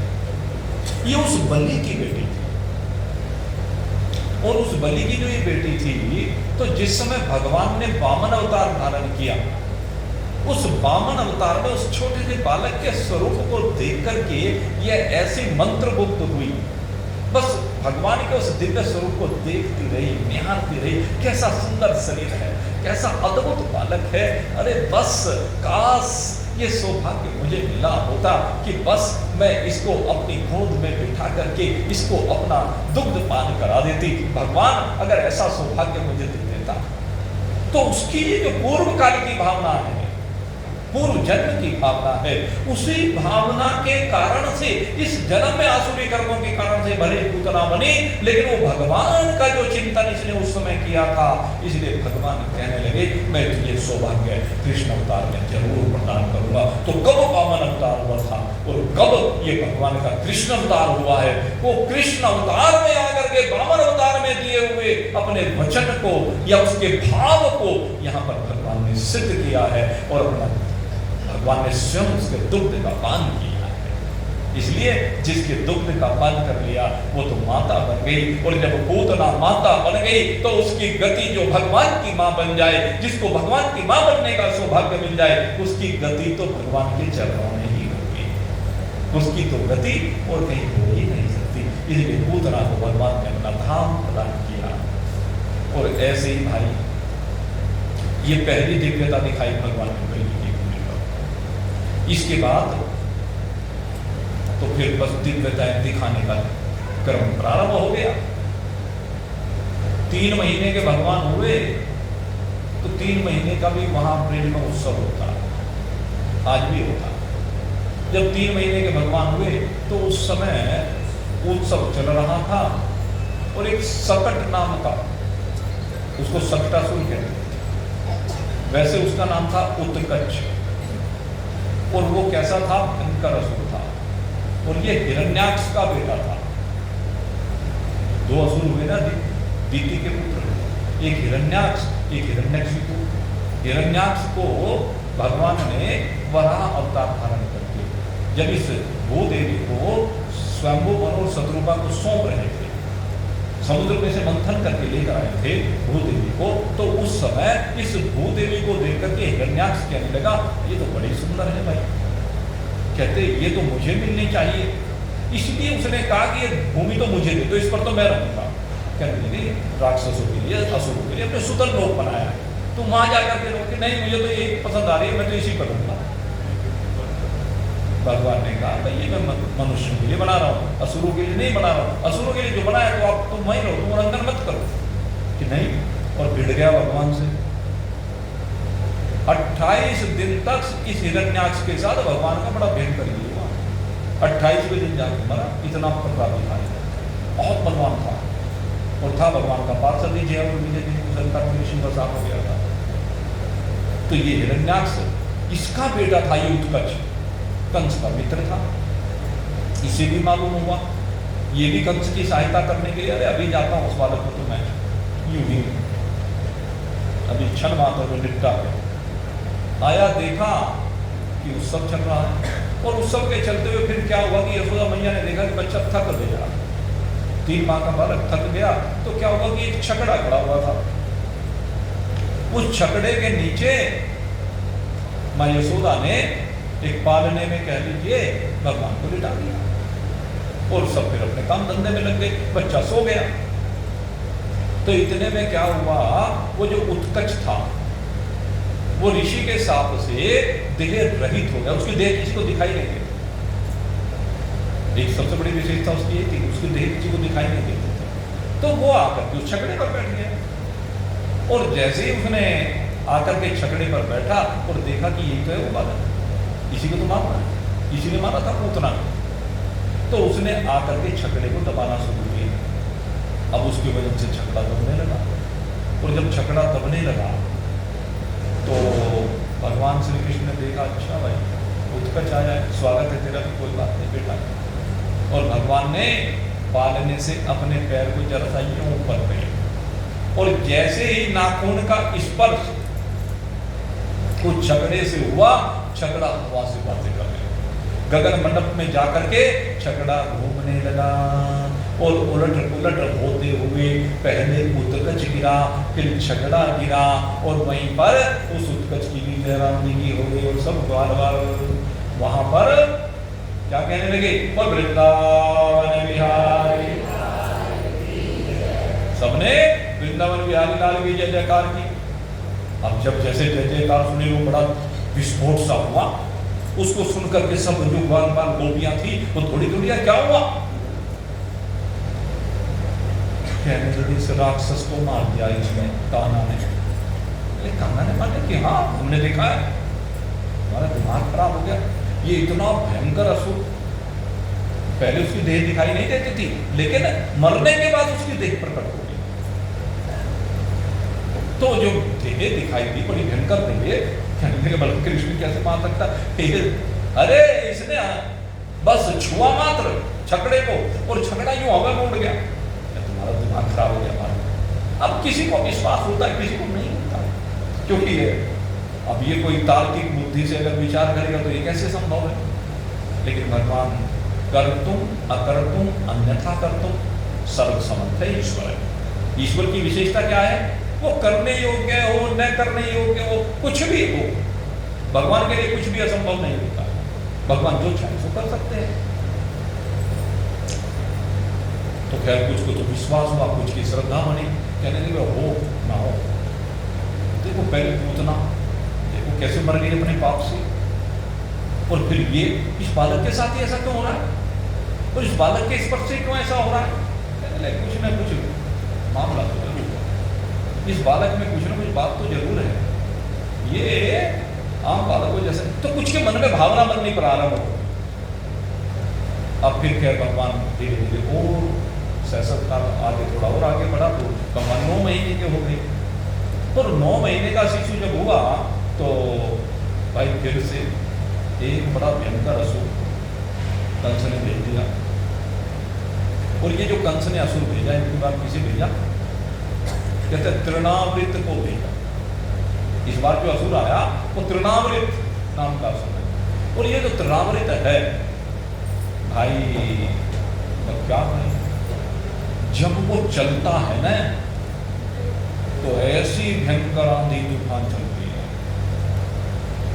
कहते किसी को कुछ दिखाई नहीं देता, जिधर को वो चल जाए अंधेरा ही अंधेरा हो जाए, ऐसा बवंडर। आपने देखा होगा पिछले साल टेलीविजन में दिखा रहे थे, हमने तो वो देखा बवंडर का वो अमेरिका में आया, उसके फोटो हो, क्योंकि वो जो सीसीटीवी कैमरे लगे होते हैं उसमें कैद हो गए, तो उसमें हमने बवंडर का रूप देखा। कैसा रूप था, ऐसे ऐसे गोल गोल घूम रहा था, बड़ी तेजी के साथ आगे सब कुछ को अपनी चपेट में लेते हुए, जो भी उसके रास्ते में आ जाए उसी को उड़ा के ले जाए अपने साथ, उसे कहते हैं बवंडर। तो उस बवंडर के रूप में वो तृणावृत आ गया, और जब वो आया तो ब्रिज भूमि पर बड़ी भयंकर आंधी तूफान चल रहे, और जो भी रास्ते में उसी को उड़ा के ले जाए। और होते होते पहुंच गया नंद बाबा के यहाँ पर, और उसका तो टारगेट वही था। अब नंद बाबा के यहाँ जब वो पहुंचा तो वहां पहुंच करके उसने यशोदा मैया की गोद में जो भगवान थे उनको अपने लपेटे में लिया, और लपेटे में लेकर के उड़ गए। और यशोदा मैया ने जैसे देखा, पहले कुछ दिख नहीं रहा था, अब जैसे ही वाकिंग करे, मेरा बालक कहाँ है, मेरा बच्चा। अब यशोदा मैया तो बावरी सी होकर के चिल्लाने लगी, और सबने देखा, अब कहां देखे बालक को, बालक तोड़ गया हवा। अब किसी को पता नहीं कहां गया, कैसे गया, सबने समझा आधी तूफान आया उसमें। अब भगवान ने देखा भाई माँ तो तोड़ी जा रही है, रोए जा रही है, तो भगवान ने अब उस तृणावृत को देखा, अच्छा बेटा, और भगवान को वो मारना चाहता है, और जैसे ही भगवान को मारना वो चाहता है, भगवान ने कहा मैं तुझे तारूंगा, मारूंगा नहीं। और भगवान ने अपना अंगूठा आगे बढ़ाया, और अंगूठा उसके कंठ पर ला करके जरा सा दबाना प्रारंभ किया, और जैसे ही अंगूठे से दबाना प्रारंभ किया, प्राण अवरुद्ध होने प्रारंभ हो गए, श्वास खिंच खिंच करके आने लगी। आखिर में खिंच खिंच कर जब प्राण लबों पर आए, जितने साथी जग के कोई न मदद को आए, ऊपर को आंखें कर दुनिया से विदा होना, फिर मिलनी मुश्किल है, चाहे रोना ही रोना। भाई अब तो आखिरी समय आ गया, अब वो रोने लगा, चिल्लाने लगा। अब जब उस आंधी तूफान में किसी को आवाज किसी की नहीं सुनती तो उसकी आवाज सुनेगी क्या? अब तो टेंटवा तपाती है, टेंटवा ही कहते होता है। अब तो जोर से भगवान ने दबाया, सांस आनी बंद हुई और उसी के साथ प्राण निकलते चले गए। और जैसे ही प्राण निकले वो असुर धड़ाम से नीचे धरा पर गिरा। और जैसे ही धरा पर गिरा सारे ब्रिजवासी दौड़ते हुए आए और उन्होंने आकर देखा, अरे ये तो बड़ा भयंकर असुर है, तृणावृत। हम तो सोच रहे थे भवंडर आया, आंधी तूफान आया, ये अंधेरा इसलिए हो गया। और देखा उसी के पास में भगवान खेल रहे हैं। कहने तो वो यही लंडा को उठा के लाया, दुष्ट कहीं का, पापी कहीं का, मर गया अपने कर्म से। लेकिन फिर से ब्रिजवासी में से कुछ ने, विशेष रूप से गोपियों ने चिंतन किया, अरे ये ऐसे कैसे, मतलब सारी घटना ऐसे थोड़े ना हो सकती है, जरूर इस बालक में कुछ है, जरूर इस बालक में अद्भुत शक्ति है। पूतना मर गई, वो सक्तासुर मर गया, ये आज तृणावृत तो नहीं मर गया। कहने लगे ऐसे नहीं मर सकता, यूं ही अपने कर्मों से कोई कैसे मरेगा? वो ठीक है, भगवान ने कर्मों का विधान कर रखा है, लेकिन कोई ना कोई निमित्त तो बनता है। और तीनों घटनाओं में ये छोटा सा बालक निमित्त बना, इसलिए कोई ना कोई ये तो दिव्य शक्ति है, ये कोई साधारण बालक नहीं है। अरे इसीलिए तो ये हम सबको प्यारा लगता है, ये हम सबको अपनी ओर क्यों खींचे ले जाता है। अरे बस इसको देखे बिना हमारा काम नहीं चलता है। हम सुबह जब भी उठे सबसे पहले हमारे मन में अभिलाषा होती है कि इसके दर्शन करें। हर गोपी यही चाहती है कि पहले कृष्ण का दर्शन हो, उसके बाद अपने रोजमर्रा के कामों को करती है। सबके मन में एक ही भावना। कहने लगे ये कोई साधारण प्राणी नहीं है, ये तो इस ब्रिज भूमि में कोई ना कोई बड़ा देवता आ गया। पहले भाव क्या हुआ, देवता का बना, और फिर भगवान थोड़े से और बड़े होने प्रारंभ हुए। और जब थोड़े से बड़े होने प्रारंभ हुए तो अब चलने लगे। पहले गुड़लियों चले हैं, बड़े प्यारे लगते हैं। भगवान का जो गुड़लिया चलने का स्वरूप है ना, आज भी सबसे ज्यादा घरों में वही है। आप लोगों ने किसको लाया हुआ है अपने घर में? किसे बैठा? लड्डू गोपाल, बार बार कहते हो लड्डू गोपाल मेरो लड्डू गोपाल, कहते हो ना बार बार। लड्डू गोपाल को अपने बच्चे की तरह से रखते हो सब। छोटा सा है लल्ला मेरा, कर्तव्य करे कमाओ, लड्डू गोपाल मेरो, गाते हो ना, भजन भी आता है उसमें। और उसको रोज गा करके उसको मनाते हो, उसको भोग लगाते हो। ये गुड़लिया चलने वाला रूप है कि नहीं? जिसमें भगवान घुटनों के बल बैठे हुए हैं और लड्डू हाथ में पकड़ा रखा है। तो भगवान को लड्डू का भोग, लेकिन आपको माखन किसके का भोग लगाते हैं? भगवान को कौन सा भोग लगाना चाहिए पहले? गुड़लिया वाले को लड्डू का, क्योंकि लड्डू गोपाल उसका नाम है, तो इसलिए उसको लड्डू सबसे अधिक प्रिय है। लड्डू का भोग लगाना चाहिए उसको बढ़िया से। कैसे लड्डू? राजस्थानी बूंदी के लड्डू आओ, उसमें मेवे लगाओ खूब बढ़िया बढ़िया से, कभी सांधे के लड्डू, कभी बेसन के लड्डू, कभी बूंदी के लड्डू, कभी मावे के लड्डू, मोतीचूर के लड्डू कहते हो, तो उनका भोग लगाना चाहिए, तभी तो लड्डू गोपाल होगा। और हमारे ये मिथिलेश जी बैठी है, इन्होंने तो उस लड्डू गोपाल के नाम से अपने पोते का नाम ही लड्डू रख दिया। कहती हो ना, कहाँ बैठी है? बैठी हुई थे बाबा। इन्होंने तो लड्डू गोपाल की वजह से कहना बस मेरा तो प्योता है लड्डू ही है, लड्डू गोपाल ही है, और उसे लगाए रखती है सेवा में, बहुत सेवा करता है। जब भी सामने में कोई भी जुलूस निकलता है, पहले बाप लगता था, पहले उसका बाप लगता था, 3 पीढ़ी हो गई भाई।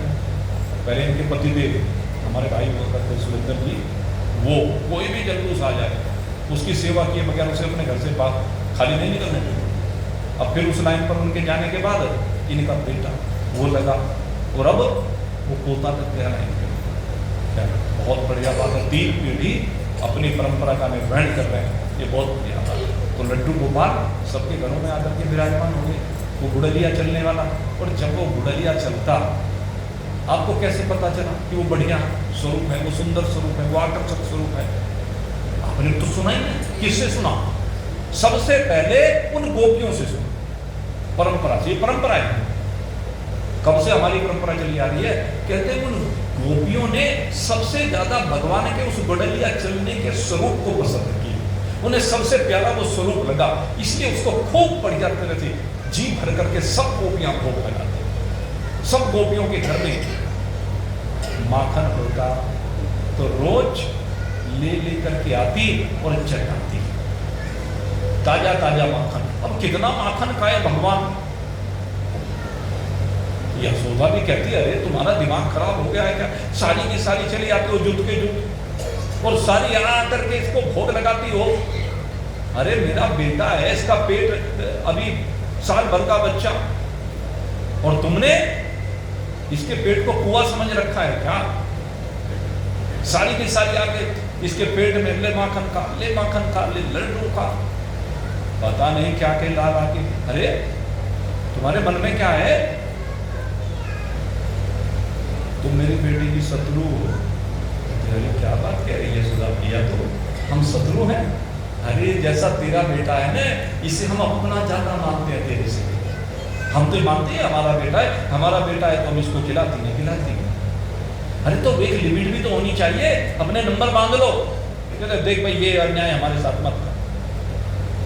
अब घर में जब भी रोज कुछ भी बनेगा, ये तो नियम है, सबसे पहले भगवान को भोग लगेगा। तो रोज अब जब सबने भगवान को बेटा मान रखा तो भोग भी सभी लगाएंगे। हम एक क्यों लगाएंगे? सब लगाएंगे। और पर अब इसके ऊपर है कितना खाता, अगर ये खाने से मना कर दे तो हम इसको भोग लगाना छोड़ो। अब वो तो बालक, अब जो भी लाए वो किसी को मना ही ना करे।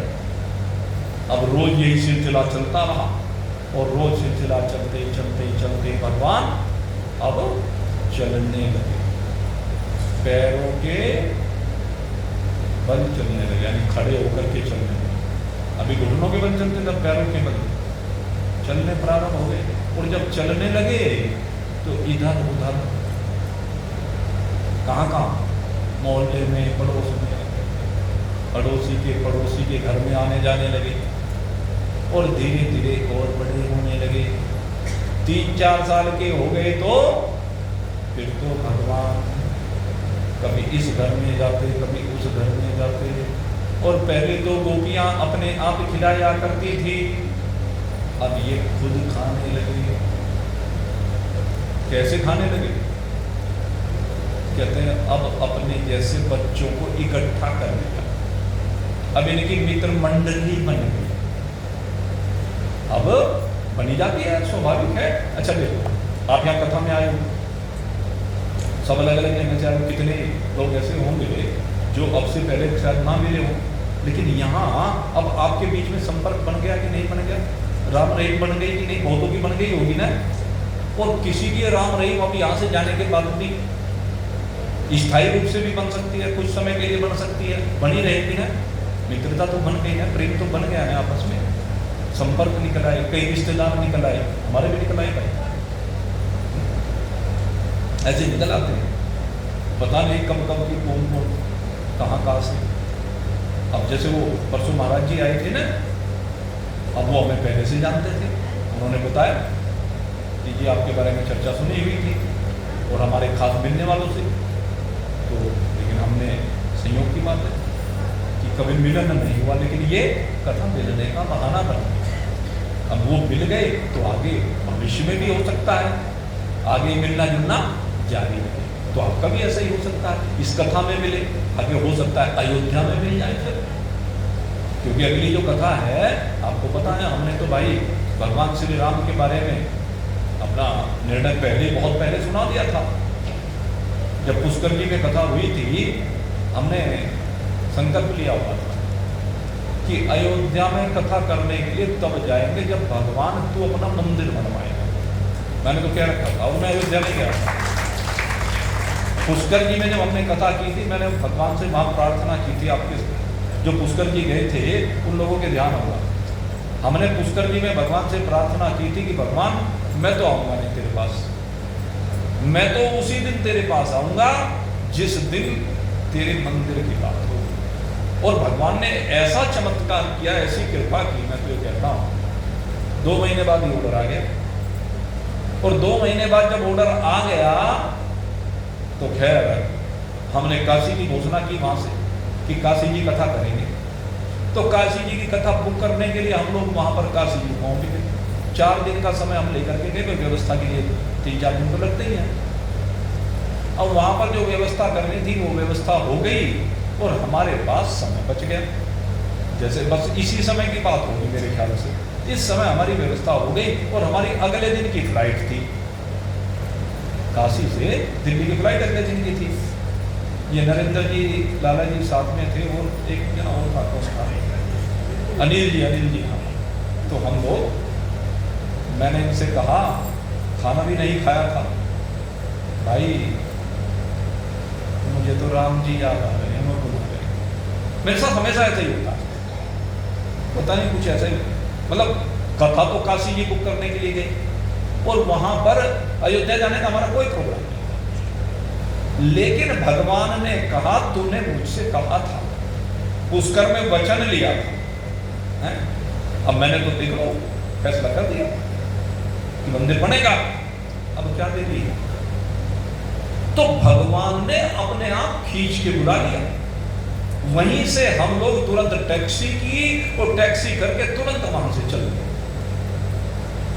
शाम के समय अयोध्या पहुंचे और शाम के समय अयोध्या पहुंच करके मंदिर तो बंद हो।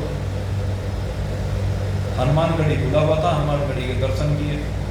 हनुमानगढ़ी के बाद दशरथ महल, कनक महल आदि, वहां भगवान के दरवाजे पर अरदास लगाई, क्योंकि अगले दिन समय कम था हमारे पास और रास्ता बिल्कुल खराब हो रहा था। उस समय तक रास्ता बढ़िया नहीं था अयोध्या से वहां का काशी, बहुत लंबा सफर हुआ। और खैर अगले दिन सुबह जाके लाइन में लग गए भाई, नहीं तो पहले हनुमानगढ़ी जाना पड़ता, फिर अयोध्या जाओ, वहाँ भगवान के दर्शन करते। तो वहाँ सबसे आगे खड़े थे भाई हम तो, दर्शन के लिए सबसे थोड़ी देर के बाद गेट खुला, बड़ी सुरक्षा थी। उसके बाद भगवान ने ऐसे दिव्य दर्शन दिए।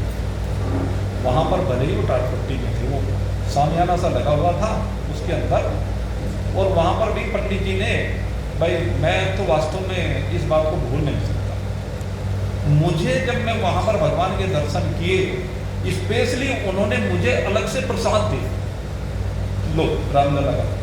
अब वो मुझे क्या जानते, तो परिचय तो था नहीं, लेकिन ऐसी कृपा की, क्योंकि जब भगवान बुलाता है ना तो ऐसे बुलाता है, अपना आशीर्वाद भी साथ साथ देता है। फिर दोबारा फिर ले, अब की बार दूसरे मंदिर में देखा, तिबारा फिर वो तो मैंने आपको बताया, अब की बार तो अपना भी खींच लिया लखनऊ से। तो चौथी बार फिर अब भगवान का भव्य मंदिर तैयार हो गया। भगवान ने कहा कि देखो अब मैंने तुम्हें झांकी दिखा दी है, अब तो अयोध्या में तुमने कथा का वचन दिया था, तो अब कथा करनी है।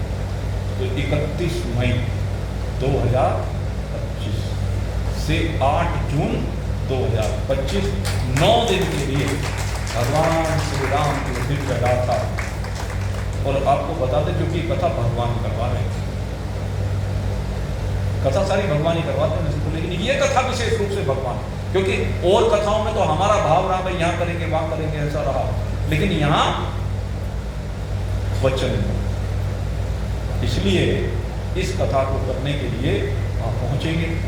और भाई हो सकता है वहां फिर आप सब लोगों के दर्शन हो।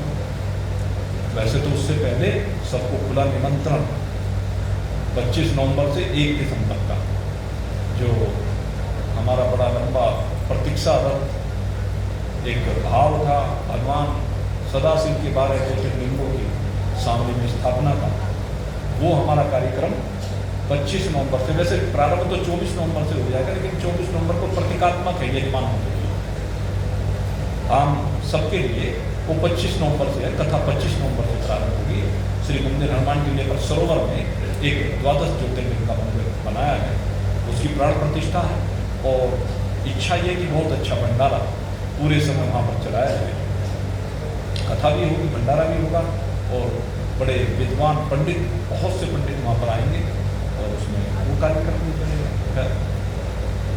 तो ये सब प्रेम की बात है, भाई मिलना जुलना प्रेम से होता है। तो अब वहाँ गांव में बड़ा प्रेम होता था, गांव में बच्चे एक दूसरे के यहाँ ऐसे ही खेला करते। तो पहले तो गोपियाँ भगवान को स्वयं खिलाने के लिए जाया करती थी, अब भगवान स्वयं जाने लगे खाने के लिए। लेकिन एक गड़बड़ हो गई, खाने के लिए जाते हैं अकेले नहीं जाते। पहले तो उन गोपियों का क्या था कि अकेले को खिलाते थे, आए थोड़ा सा भोग लेकर के आए और भगवान को लगा दिया। और फिर अब भगवान कहने लगे फिर मैं अकेला तो खाने के लिए आया नहीं, अब इतना बड़ा मेरा पेट भी नहीं है, तुम सारी खिलाते हो, ऐसा करता हूं मैं ही तुम्हारे यहाँ आया करूंगा और आया करूंगा सबके साथ, अपने साथियों के साथ आया करूंगा, ऐसे अकेले थोड़े ना होगा। अच्छा भगवान जब भी आते हैं अकेले आते हैं क्या? अपनी शक्तियों को साथ में ले जाते हैं भगवान। आप कभी बद्रीनाथ के दरबार में तो गए हैं ना? बद्रीनाथ हमारे साथ बहुत लोग गए हैं और कुछ अपने आप भी गए होंगे जो कथाओं में नहीं गए। 2 बार कथा बद्रीनाथ धाम में हुई तो बहुत लोग गए। तो वहां पर आप देखिए भगवान बद्रीनाथ अकेले बैठे हैं क्या? बताओ भगवान के साथ कौन कौन बैठा हुआ है वहां पर? जरा जाकर देखो, भगवान के साथ भगवान के प्रिय पार्षद बैठे हुए हैं वहां पर, जो भगवान के बड़े प्रेमी पार्षद हैं, नारद मुनि वहां पर है। भगवान का वाहन गरुड़ भी है ना? और कौन कौन है भाई, है किसी के याद? भगवान के प्रिय उद्धव। और एक बार और सुन लो, भगवान के साथ कौन कौन बैठा है, जरा ध्यान करना। कुबेर भी बैठा है, यानी भगवान जहां पर आते हैं कुबेर उनकी सेवा में, उनके दरबार में सबसे पहले आता है। तो जिसके घर में भगवान आएंगे कुबेर का खजाना वहां छोड़ के आएंगे क्या? भगवान अपने साथ सालों में ले जाते हैं, इसलिए कुबेर की बात बताने के लिए मैंने आपको कहा है भगवान को पुकारो।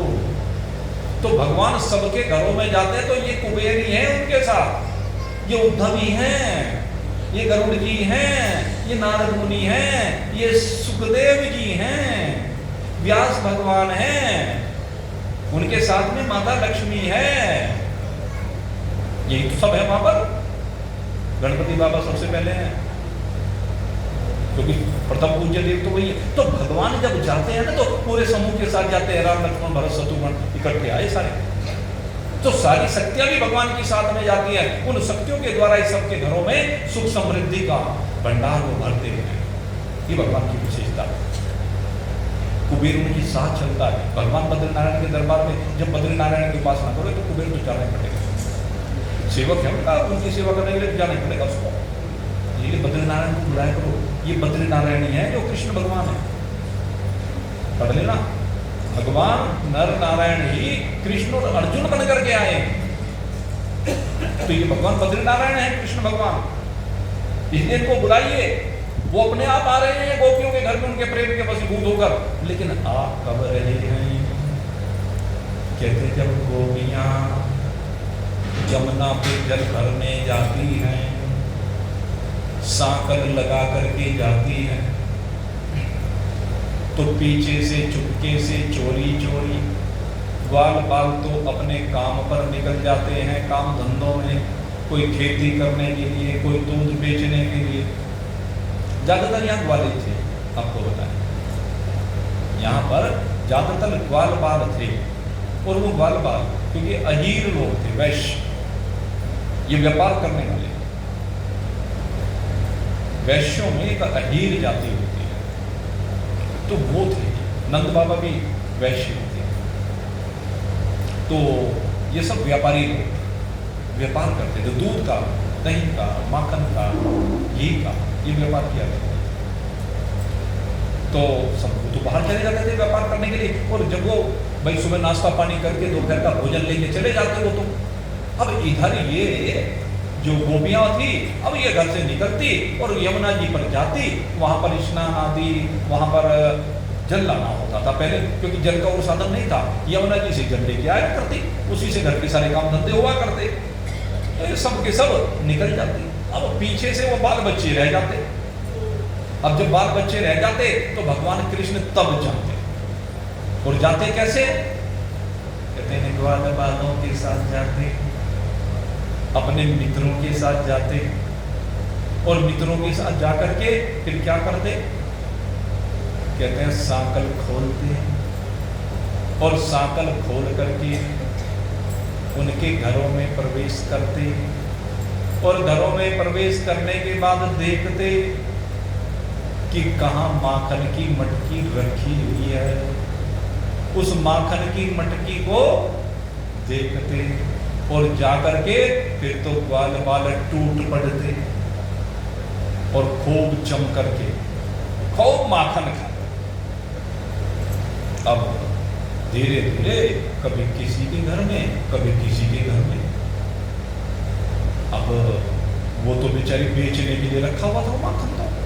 अब जो माखन को निकालती थी वो तो बेचने के लिए, उसी से घर बार चलता था, क्योंकि उनका व्यापार ही इसी का था। मथुरा बेचने के लिए जाया करते। अब पहले एक के घर में हुआ, फिर दूसरी के घर में हुआ, फिर तीसरी के घर में हुआ, थोड़ा सा संदेह हुआ। एक आध बार तो ये हो गया चलो भाई भरम होगा कोई, लेकिन धीरे धीरे पता नहीं क्या गड़बड़ होने लगी। ये तो रोज ही माखन की चोरी होने लगी। हम बड़े प्रेम के साथ निकालते, बड़ी मेहनत करके निकालते, और कोई उठा के ले जाता। अब तो बड़ी गड़बड़ हो गई। अब साहब वो कानाफूसी होनी प्रारंभ हो गई। जब जमुना पे जाए तो कानाफूसी होगी, भाई पता नहीं क्या गजब हो रहा है, पता नहीं कौन आता है, अरे ये हमारे घर में से माखन की चोरी होने लगी, हमारा तो बड़ा नुकसान हो रहा है, पता नहीं इस ब्रिज भूमि में चोर कहाँ से आ गए। यहाँ तो कोई चोर आया ही नहीं था, हमारे ब्रिज में तो कोई चोर का कोई मतलब ही नहीं है, सबके घरों में धन धान्य के भंडार भरे हुए हैं, अब किसी को चोरी की आवश्यकता कहाँ है। लेकिन फिर भी ये समझ में नहीं आना, सबके दिमाग चकरा कहने भाई खोज करनी पड़ेगी, तो बड़ा गड़बड़ मामला। अब उनमें जो है एक प्रभावती नाम की थी गोपी, और वो जो प्रभावती थी भाई बड़ी चतुर थी, बड़ी समझदार थी, क्या वाक्पटु भी थी। वो कहने लगी हाँ तुम तो यूं ही बकवास करती हो, अरे कभी मेरे घर में है किसी की हिम्मत में यूं ही घुस जाए। अब ऐसे कह करके और कहने लगी तुम एक काम किया करो, कोई कुत्ता बिल्ली आ जाता होगा और चाट जाता होगा, उनसे बचाने के लिए इस माखन को, मटकी को छींके में रखा करो, ऊपर लटका करके, कोई कुत्ता बिल्ली नहीं आएगा। कहते हाँ बहन बात तो ठीक कह रही है। चलो खैर बात आई गई हो गई, और उसके बाद अब भगवान कृष्ण को पता चला कि आज तो प्रभावती ने ताजा ताजा माखन निकाला है, क्योंकि चैलेंज किया था ना उस प्रभाव। तो वो भगवान कहने लगे कि भाई इसने ताजा ताजा माखन आज बनाया है, आज जो है इसी के माखन का स्वाद चलेगा, इसी के घर में जाकर के भोग लगाएंगे। पहले इसने निमंत्रण नहीं दिया, आज निमंत्रण दिया, कोई बात नहीं। अब क्या देखा, सब निकल गए बार बार अपने काम धंधों पर, बच्चे गलियों में खेल रहे हैं, और खेलते खेलते फिर बच्चे देख रहे हैं, नज़र दौड़ा करके कहाँ धावा बोलना है। आज सब बच्चे सोच रहे हैं पता नहीं, क्योंकि नायक तो वही है, कहने लगे हम तो इसके पीछे पीछे हैं, जहाँ ये लेके जाएगा इसके पीछे पीछे जाएंगे। तो अब देख रहे हैं कि आज किसकी बारी है। इतने में क्या देखा कि प्रभावती अपनी सहेलियों के साथ सर पे मटकी रख करके चल दी, और खूब बात करते हुए जाती है।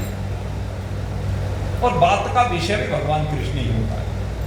अब गोपियां जो आपस में बातचीत करती हैं तो भगवान कृष्ण को ही लेके बात करती है, इधर उधर उनकी चर्चा नहीं होती है, केवल भगवान की चर्चा होती है, उसकी लीलाओं की चर्चा होती है, उसके रूप की चर्चा होती है, उसकी कृपा की,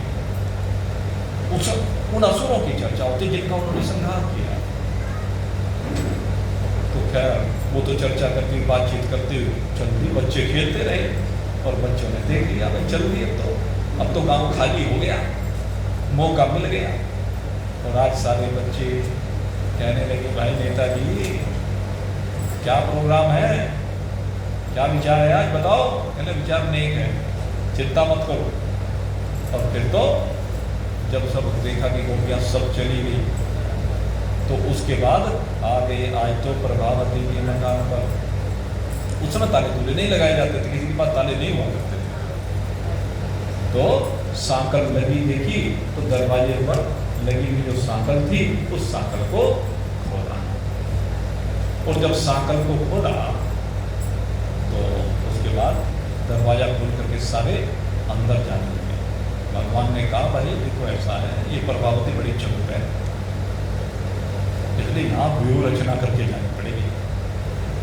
कहने लगे बाहर देखो 4 बालक बाहर ही खड़े हो जाओ, इधर दृष्टि रखना इधर दृष्टि रखना, थोड़े से दूर पे खड़े हो जाना, और जैसे ही दूर से दिखे कि प्रभावती आ रही है तो सीटी बजा देना, सारे बाहर निकल आएंगे। प्लानिंग है ये। अब वो भी प्लानिंग, और प्लानिंग करने के बाद बाकी सब अंदर कहने लगे वाह हम क्यों बाहर खड़े हो, तुम तो अंदर माखन खाओगे और हम बाहर खड़े पहरा देंगे। अरे नहीं ऐसा है, अदल बदल करते नहीं, पहले जो उनसे अंदर जा रहे हैं ना वो माखन खा के बाहर पहरे पर आ जाएंगे, तुम फिर अंदर आ जाना कि ना, ये बात तो तुम्हारी ठीक है। अब पहुंच गए अंदर, और जब अंदर पहुंचे तो भगवान ने देखा ओ भाई आज तो बड़ी गड़बड़ हो रखी है, ये तो वास्तव में बहुत होशियार है, देखो इसने तो माखन कहाँ रख रखा है इतने ऊंचे पे है? अरे हम तो छोटे छोटे से बालक हैं, भला इस छीके पर हम कैसे पहुंचेंगे। कहने लगे तुम क्यों चिंता करते हो, मेरे होते हुए तुम्हें चिंता करने की आवश्यकता है क्या। भगवान यही कहते हैं सबको, कहते हैं सबका जिम्मा मैंने ले रखा है। भोजन दे कीड़ी कुंजर को तेरे लगे भंडारे कहीं नहीं, भोजन दे कीड़ी कुंजर को तेरे लगे भंडारे कहीं नहीं, रत्ती भर न्याय में फर्क पड़े ना तेरी लगी कचहरी कहीं नहीं, बरसे जल जंगल एक करे आकाश में बात आकाश में सागर कहीं नहीं, घटा चतुर मासी चढ़ आवे बरस के बहाते जलधार, धन धन है तेरी कारीगिरी करता, धन धन है तेरी कारीगिरी करता,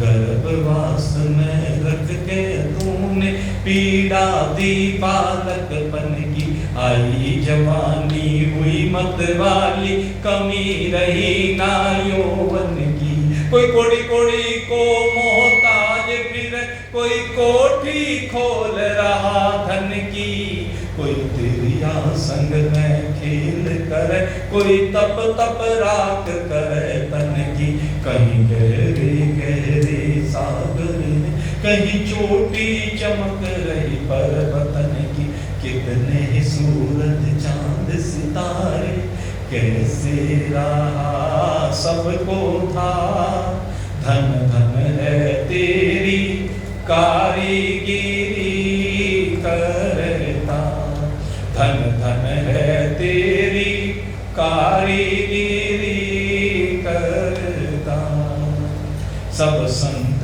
महत का गाहारे पायो तेरो पार नहीं, सब संत महत गारे, पायो तेरो पार नहीं। जो कर दे बस तू ही कर दे, दूजे का अख्तियार नहीं। भक्ति कर रंग गले लिपटे भी, भक्त भूप को प्यार नहीं। ये बस्ती राम दरबार खड़ा, क्यों सुनते इसकी पुकार नहीं। सुख स्वरूप दर्शा दो अपना, सुख स्वरूप दर्शा दो अपना, खोल के मोती का। धन धन है तेरी कारीगिरी करता, धन धन है तेरी कारीगिरी करता, धन धन है तेरी कारीगिरी करता। अरे करता, ये कारीगिरी वो धन है, उसने सबका ठेका ले रखा। भगवान यही कहते हैं, तू चिंता मत कर इन अपने बाल बच्चों की, तू इनके चक्कर में पागल हुआ मत कर, तू इनके चक्कर में अधर्म मत कर, तू इनके चक्कर में पाप मत कर। क्यों? कहते जब मैंने ठेका ले रखा, तू तो बस एक काम कर, अपने आप को मुझे सौंप। अगर यदि तूने अपने आप को मुझे सौंप दिया, तूने मेरी प्राप्ति के लिए अपने पग आगे बढ़ा दिए हैं, तो तेरी जिम्मेदारी मेरी है। इसलिए भगवान कहते हैं, अरे छीका भले ही मरो, तुम क्यों चिंता करते हो? तुम्हें चिंता करने की आवश्यकता नहीं। अब तो तुमने मुझे नेता बना रखा, तो नेताजी की जिम्मेदारी है। तुम्हारा योग छेद करने की जिम्मेदारी किसकी है? नेताजी की है। हमारे अध्यक्ष तुम्हें, अब सारी जिम्मेदारी किसकी? अध्यक्ष की। जैसे हम ट्रस्ट की व्यवस्था होती है, तो सारी जिम्मेदारी किसकी? ये हमारे अध्यक्ष जी बैठे हैं नीचे, कोई गाली दो या प्रशंसा दो, क्योंकि बहुत सुननी पड़ती है, मुझे पता है। अब ये जैसे ही सुबह वो अपना अंगोछा सा कंधे पे रखेंगे, नेकर में दौड़े फिरेंगे। अब सुबह सुबह दौड़ना पड़ता है इनको, तो अब हलवाई को उठाना, हलवाई को जगा के सबके नाश्ते का प्रबंध करना, बाजार से जो भी सब्जियां आनी है वो लानी। अब हमें तो लगता है क्या करते हैं, अध्यक्ष का क्या काम है? सारी निगरानी करनी पड़ती है भाई।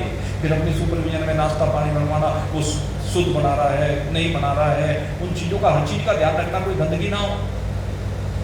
फिर सारी कथा की व्यवस्था, पूजा पाठ की व्यवस्था देखनी, भक्तों को बैठाने की व्यवस्था देखनी, साउंड ठीक चल रही है कि नहीं चल रही है, सारी व्यवस्थाओं को देखना। तो ये किसका काम होता है भाई? कौन सा अध्यक्ष होता है जो बोले से कुंडी खोले क्या होता है ना? तो बोलता कौन है? अध्यक्ष बोलता। तो इसी तरह से हमारे अध्यक्ष कौन है भाई? बच्चे क्या करें, हमारा अध्यक्ष तो तू है भाई, अब तू जान। किसे कह रहे हैं?